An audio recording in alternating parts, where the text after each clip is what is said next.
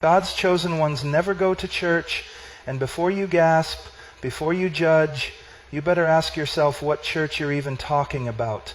Because if you think God's elect are defined by pews, programs, and potlucks, you've already missed the gospel. I'm not here to entertain you. I'm not here to make you feel better about your lukewarm walk. I'm here to tell you the truth. Some of you are more faithful to your Sunday schedule than you are to Christ.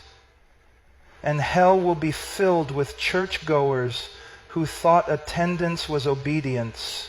Do you honestly believe that going to church once or twice a week somehow makes you right with God?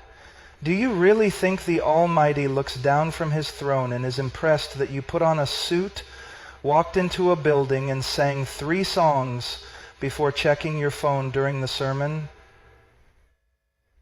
Let me tell you something that will shatter every shallow assumption you've been clinging to. God is not fooled by your routine. God is not mocked by your ritual.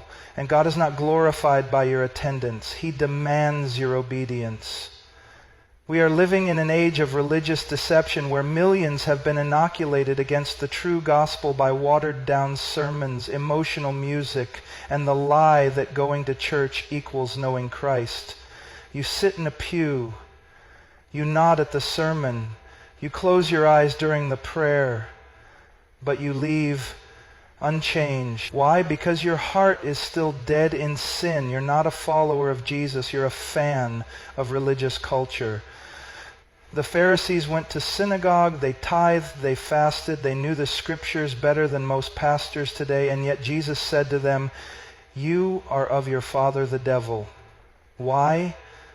Because their hearts were unrepentant. They loved the appearance of holiness, not the reality of it. They clung to the structure but rejected the Spirit. They worshiped God with their lips, but their hearts were far from Him. Sound familiar?